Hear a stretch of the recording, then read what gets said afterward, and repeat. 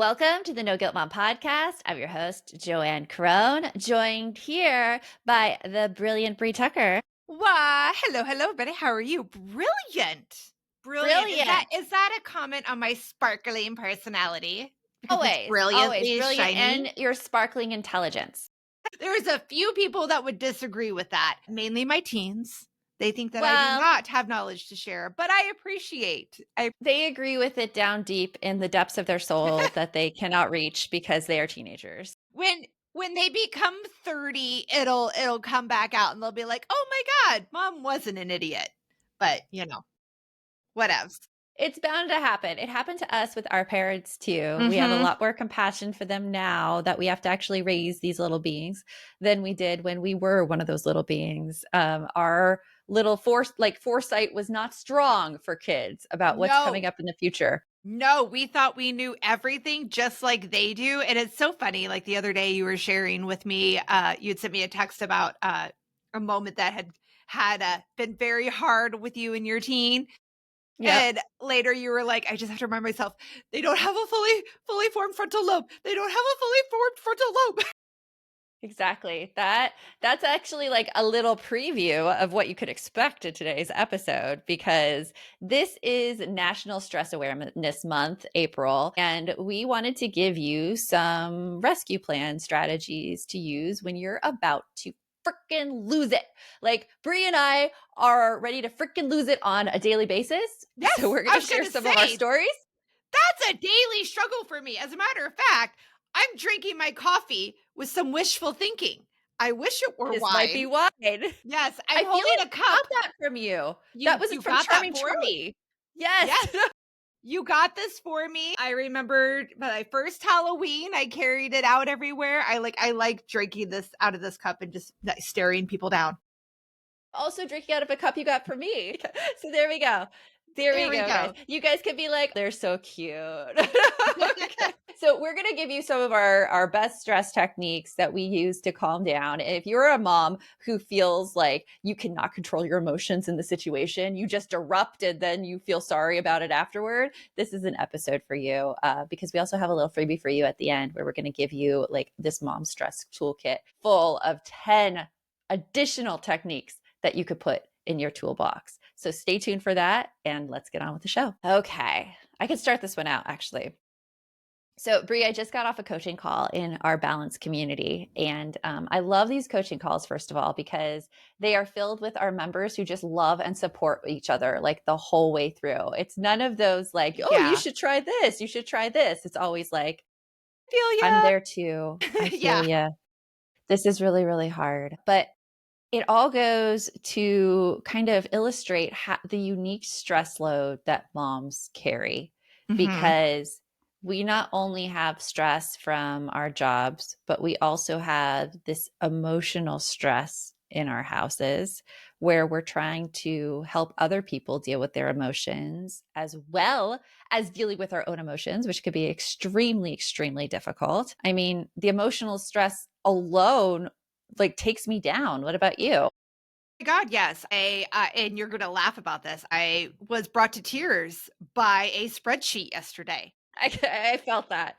I just sat at my desk and just cried for like a good 10 minutes. I was just like, and then this happened, and then this happened. It was just like, yeah, yeah. And it wasn't just the spreadsheet. The spreadsheet was the tipping point of the day, but it was just, yeah, yeah. You never know sometimes what it is that's going to be that tipping point that's going to make you feel like you're going to break. And in Yeah, that case, like I'd rather be brought to tears than scream. But had I especially had somebody next to me, I probably would have yelled. So, because that's my initial reaction. It wasn't yeah. what I needed. What I needed was a good cry to let Uh-huh. everything else out. But yeah. Yeah. Well, a good cry. Glad the spreadsheet could give you a good cry, I guess. I don't know. Since I was the one who made you do this spreadsheet. The spreadsheet not working though wasn't your fault. Like Yes. that's the thing that was pissing me off was just that, yeah, like the things that we can't control that Yeah. cause us stress. And I could have screamed and yelled at the computer program that was causing the issue, but it wouldn't have helped. No, but I mean, it's all like that stress response. Like Mona Delahook talks about the body budget, which I refer to all the time because I think it's such a great metaphor. Where if you have all of these things happening to you throughout the entire day, and you had a day, Brie, like your tank just becomes full, but not in a good way, more like a garbage can is ready to overflow kind of way. And that last step was just the explosion. Yes, yes, it literally was. I'm like, normally I go with like the fact that my cup was like empty, but I think at that point, yes, it was just a overflow of crap. Overflow Yes. of crappy things that just made it to where my stress level was done. It was Mhm. done. I had nothing left in me. It needed the physical release, and your body gave it to you in the form of crying. My body usually gives it to me in the form of crying as well. I usually break down. I mean, and it's typically, gosh, the last time I did it, it was over a spreadsheet as well. Like my Okay. husband was sitting down with me to do a budget forecast for the company because like I really love his insight. He's definitely very more analytical. He's also removed from the emotion of the business. Like I Mhm. I am tied up in all the people, so I seek his advice on this stuff, but he was getting too analytical. Like so much so, like he's like, you're gonna have to make some hard decisions. Da da da. I'm like, okay, we've had enough here. We've had enough. And then he kept Enough hard going. things for today. Yes, I embrace the we can do hard things, but there is yes, a limit to the daily hard things that can be given. yes. And like I need time to process because Mhm. I am going to like break down crying here. So we've had enough. And he's like, okay. Like, Yeah. okay. Okay, on a much lower level, but I same thing, like, I have to rely on my husband to help with that stuff. We have a okay, I'm sorry, this is so minimal, but it just makes me feel, like, so seen right now with what you just said. Yeah. Our cupboards. Our Yeah. cupboards in my kitchen, the drinking glass one is literally like, things are pushed in there, and if you open the cabinet, you have to be careful to open it very slowly, because otherwise things will fall out on you. There are so many. And I have tried to empty it out and I can't. I'm emotionally attached to everything. Oh, well, that's the cup that Audrey made at Girl Scout camp. And that's the plastic cup we got as a freebie when we went to our first such and such together. Like I cannot do it. I have to bring him in to help because he's less emotionally attached. Yeah. So The emotional attachment to stuff that it's is real. real. It I happens with don't plastic cups and with finances. I don't personally have it, but that's only because my dad had it and I could see the stress that comes with keeping everything as well. And so I always think of that in my mind. I'm like, okay, no, we're throwing this out. It's going. It's going. You see, like, everybody has that thing that brings that, like, you have a story as to why you're stressed, why certain things trigger you. Yeah. It Yeah. happens in that way. It happens. Yeah. And there's also like some symptoms that you can really be aware of that you're going to hit your limit. There's the physical symptoms, which is almost easier to pinpoint than the other two symptoms I'm going to talk about. First of all, because like I was also having this discussion with my husband, and especially with guys, because guys aren't taught to identify and name their emotions. Like it's not just something they're raised with. Our society teaches girls how to do that and girls how to like verbally assess things from a very, very young age, but guys do not. And so guys also don't tend to know what they're feeling at times. Mhm. And it is so frustrating. It is so frustrating, but they can sometimes notice the physical sensations when it's brought to their attention. And so, if you're like this too, I mean, just see if you have any physical symptoms right now of stress. Like, how's your shoulders? Are they up at your ears? Like, could you release them a little bit and put them down? I mean, I just had to do that right now with myself because my shoulders are up here. My big one is clinching, and it's the same thing. You're talking about your shoulders, but and clinching can be in any which way, right? For Mhm. me, the tall tale sign, I'll be like, I'm clenching my jaws. I'm clenching. Mm. I did not say that right. I'm clenching my jaw, and I will do it all night long while I'm sleeping. I'll do it during the day while I'm stressed out. Like it's a hard thing to try to stop doing when you do it unconsciously, but Yeah. it's a Do tall you have a tale mouth sign. guard? Sorta. I sorta have one. I need to get one. I know. They're expensive. They're And attached I to, keep because telling clenching your myself I can jaw is stop. attached to migraines. Yeah, I know. Yeah, you know. I know because I do get really bad headaches that could turn into migraines from having prolonged periods of the clenching. And when I say prolonged periods, I mean we're talking like days upon days of like no relief. So yeah, I get it. Back pain, that's another one, right? Pain. Energy crash is actually Yeah. one too, which is so interesting because so I'm writing this book right now, and I had a meeting with my book coach because we're using selfpublishing.com, and she basically said because it's been a month since I met with her, and I only have like 4,000 words written at that time. And she's like, okay, well, now you just got to buckle down and do it, Joanne. And so last night, I went to my daughter who was in her room, and I'm like, do you need company during homework or anything? And she looks at me, she's 16, and she's like, Suspiciously. no. And then she's like, do you need company? And I'm like, yes, I do. And so I went in her room, I put in my headphones, I got like 1,100 words out last night. But after, yeah, but after that, I crashed all of that stress and stuff and all of that anticipation because writing, like, I enjoy it in the moment, but leading up to it, it stresses me out. Like Yeah. all of those feelings of like doubt that you're not good enough, that like all of the things, it just gets to me. So an energy crash is one of those physical symptoms as well. Yeah. If you're feeling that. There's also mental symptoms and emotional symptoms. So like mental symptoms like racing thoughts, can't focus. I don't know, Brie, if we have any experience in this one. No, not at all. Catastrophizing. Being worried about the worst thing possible happening and trying to like hold every single plate up in the air while you're juggling, like, yeah, and dancing on a rolling ball, like that's, yeah, I feel like that a lot. The racing thoughts, yeah, can't focus for sure, All for of them. sure. And then the emotional symptoms, snapping, tearfulness, numbness. I Like feel I like think we we've spoke all, about that. we just spoke about that right now. They're all symptoms that you're about to hit your limit. It's the warning What? signs. Yeah. What? Does this happen on a regular basis for Brie? Yes, yes, it does. Yes, Yes, it it does. does.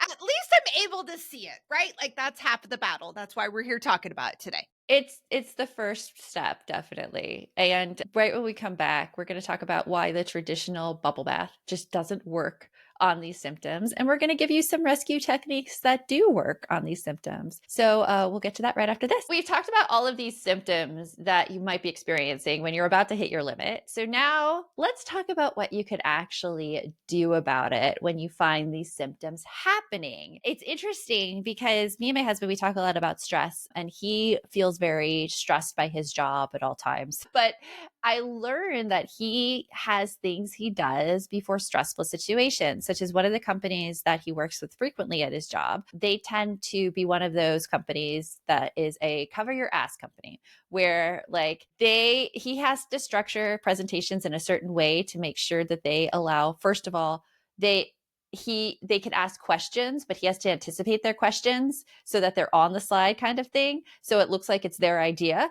It's very complicated, very My stressful God. situation. Yes. Yes. But Just it's hearing that also is stressing me out. genius. He's a genius when it comes to that. He's a genius. So he says that right before stressful meetings, he actually does breathing and meditating so that he doesn't get too amped up and he can really stay in the moment and not get scared by their questions. And I was like, oh, this is so interesting. Yes. So, one of our first techniques is the 478 breathing technique. And it's actually a technique that my son heard about too, outside of me. One of those instances, Brie, where I tell him all the time about the benefits of breathing. He's like, no, I can't breathe. I can't breathe. And then he wakes up one morning. He's like, you know what really helped me last night, Mom? I did this 478 thing and I fell right asleep. I'm like, really? Did you find that? Was it on TikTok or Instagram? Wow, it's so intelligent. I wish I knew that shit. So if you're listening to our podcast and if you're a frequent listener, you already know this. Even though we have the knowledge, it does not mean our kids listen to us. Like it doesn't happen like that. So I want everyone to take a little comfort in that fact that if your kids don't listen to you, you're right where you need to be. Right where you need to be. So this 478 breathing technique, what it does is, first of all, for me, it starts me breathing again because I'm a breath holder when I get stressed. I feel lightheaded. My throat gets tight because I hold my breath. And so this interrupts that stress response in my nervous system. And it's breathing in for 4 through your nose, holding it for 7, and then breathing out through 8 for 8. And I find that this calms me down in a way that is so helpful. Like, I want to do it right now, Brie, because like you can hear like my voice right now. My voice is a little tight. It's a little tight. So we're going to breathe in for 4. You ready? Here we go.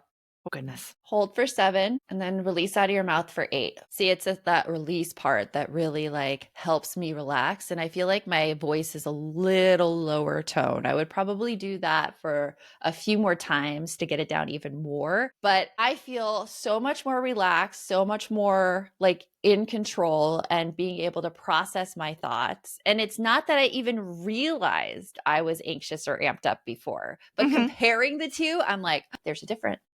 Okay, it's funny you brought that up. So, first of all, my whole family, like myself and my kids, we've all been through therapy. And again, you guys, if you listen to this podcast, you know we highly encourage therapy. I think it's great. I think it's like Yeah. it's better than a day at the spa, if you ask me. But that's okay. And all of them has given all three of us breathing exercises. And it's funny because you hear it and you know it, and it comes to you in different spots in your life as well. For instance, we recently had a podcast sponsor, Lumen, which is like a device and an app that helps you with like measuring your metabolics, where you're at. I was really excited to try it for like to help me out with my menopause stuff. The whole reason I'm bringing this up, it's not an ad for Lumen necessarily, but hey, there is a link in our like go to our sponsors. But I have found that little device, because we have to do the same thing with that device when it's measuring our breath.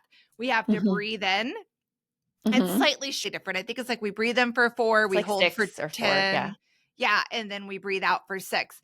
And it's funny because you're so focused on the breathing part because they give you this little ball that you have to follow on the app to make sure you're breathing the right way.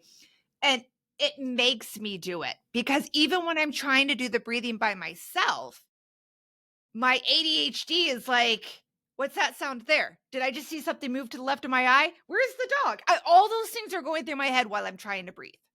And so Yeah. like those little visual ticks and using my Lumen has helped me with my breathing. I'm gonna tell you. Yeah.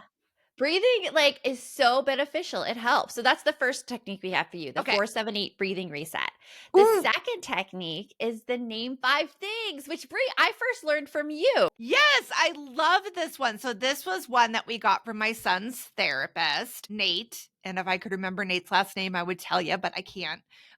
Anyway, it's a grounding exercise. And honestly, every single member of my family who has been through therapy for panic attacks, this is what they have you do. So for the grounding technique, you're going to start with like, you're going to try to take your 5 senses and you're going to try to focus on them. So the first one that I always would focus on is what do I feel? I like putting my feet on the ground, pushing myself into the seat that I'm at, standing up against a wall, whatever it is, like so that I can like feel. So I'm feeling the the solid whatever. I don't know. I'm losing my train of thought on this now. And then visually, what do I see? I focus on one thing. You focus on like one thing and you're looking at that one thing and that's your vision, right? Hearing, listen for a sound.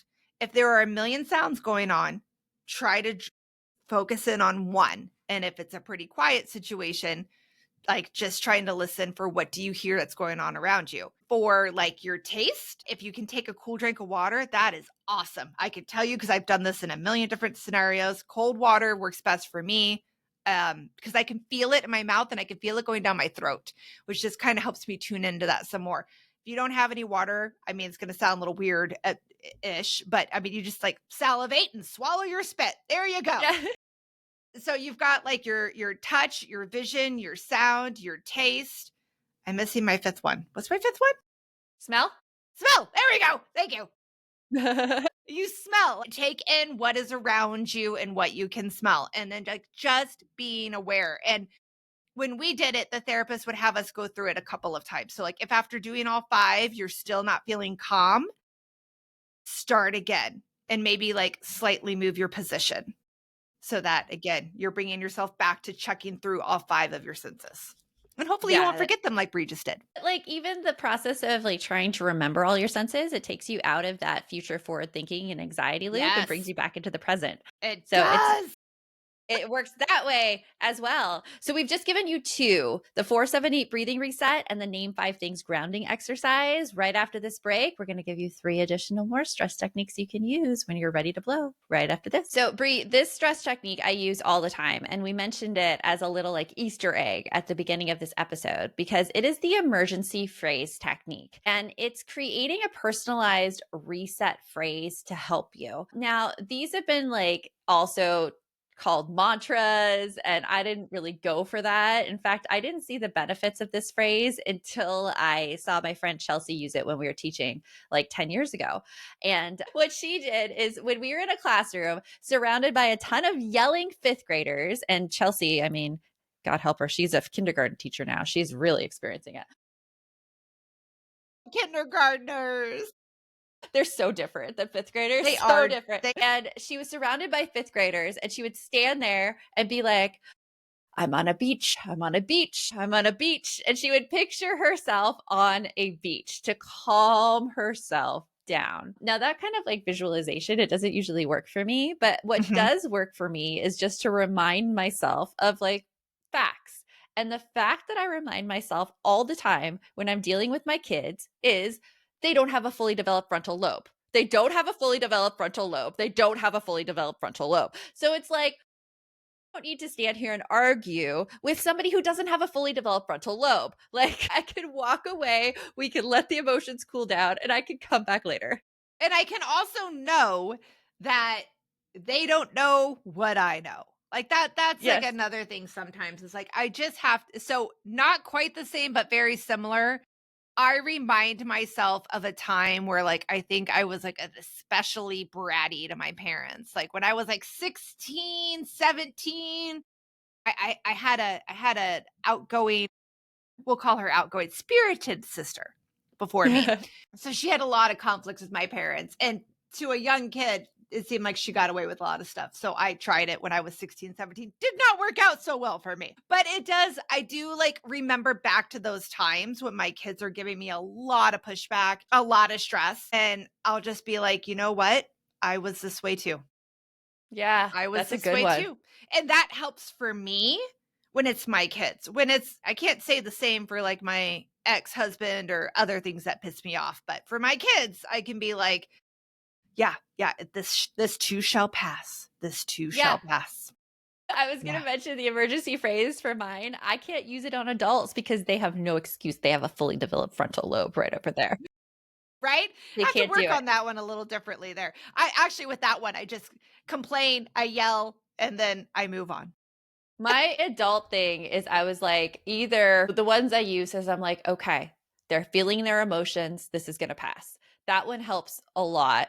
And then another one that works, like with somebody in my family that we always argue with and we never see eye to eye with, it's just like they're not self aware. They're not self aware. They haven't put in this time to be self aware. They don't know. They just don't know. And that Yeah. gives me a little bit of compassion for them versus Yeah. like they're trying to do something intentionally to be malicious. Exactly. I think that's the thing, is kind of like reminding yourself of their motivation.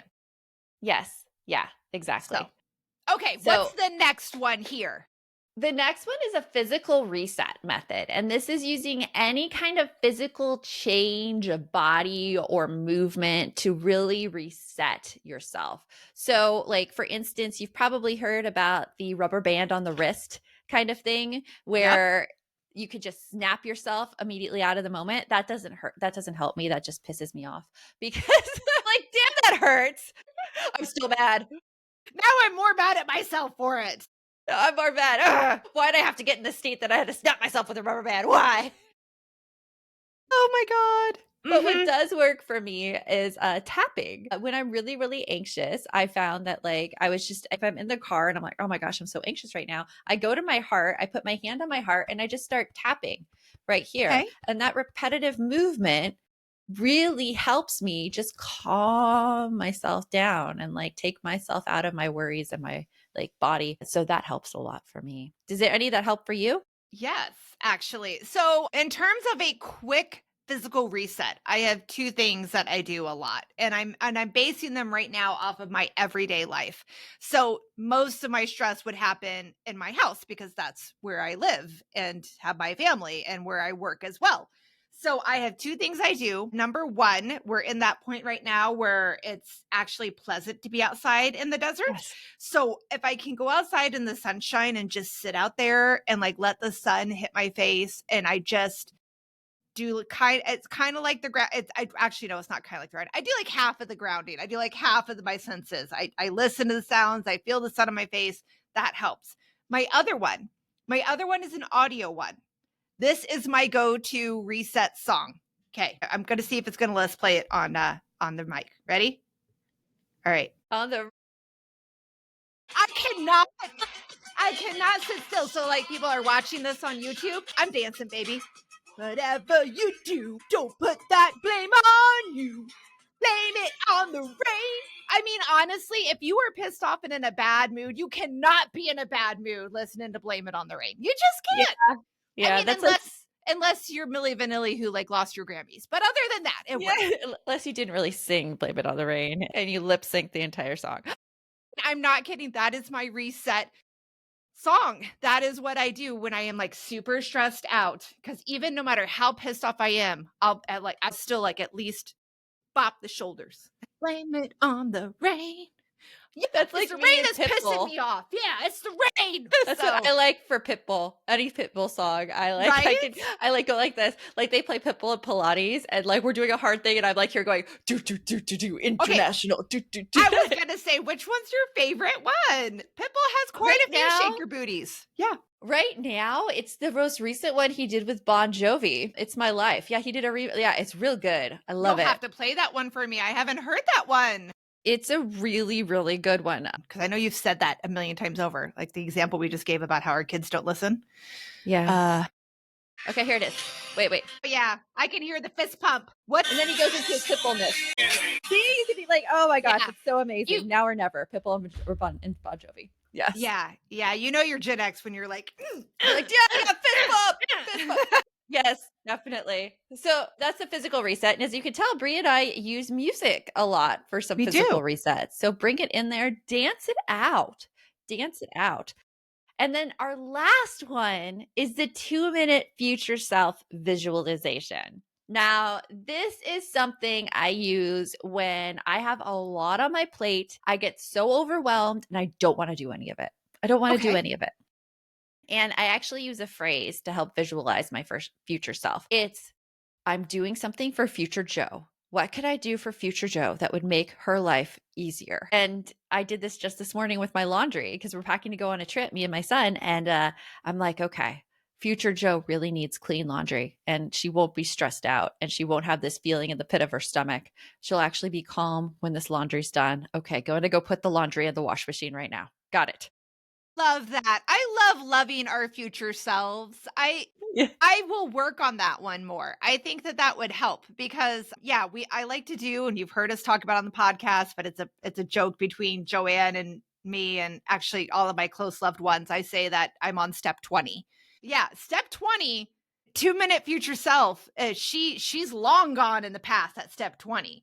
So if I could bring it back to 2 minutes from now, what would future Brie want? Yeah, I think that would help a lot. I love that. I'm so glad we're doing this episode because this is a new one for me. This is a new one for me. I'm gonna definitely try this. It does help with an immediate shift, I would think. It does. Yeah. It helps with that immediate perspective shift because you're not so much in the moment of, oh my gosh, I have so much to do, but you're like, oh, this will make my life easier in the future. Right? That It's decision. like future thinking for good. Yeah. Because I have that thing. Oh, what is it called? Where I paralyze. I freeze like a deer in headlights when I have too many things going on, and I'm just like, I can't do it. Damn menopause, you're making it worse than it normally is. So yeah.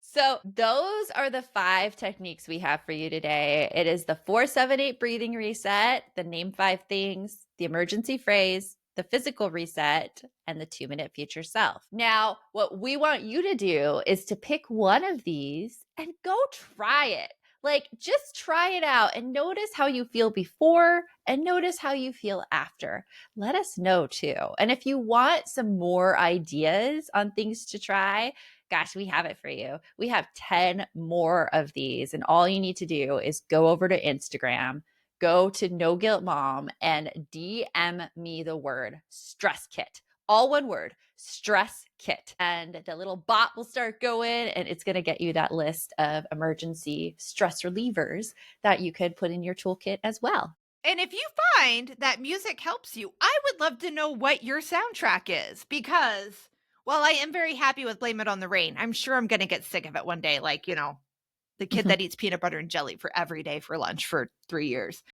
I'm going to Yeah. probably get sick of it. So I'm going to need more suggestions on stuff. Yeah. And I would love And to hear what works.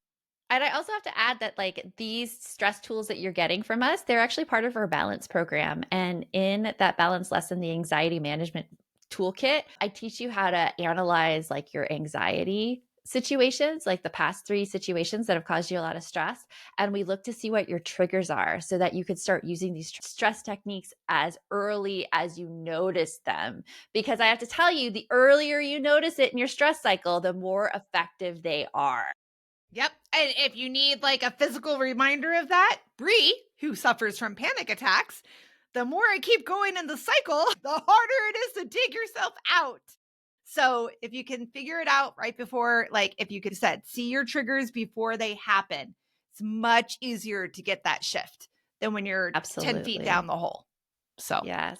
So nothing until from next us. time, remember the best mom's a happy mom. Take care of you. We'll talk to you later. Thanks for stopping by.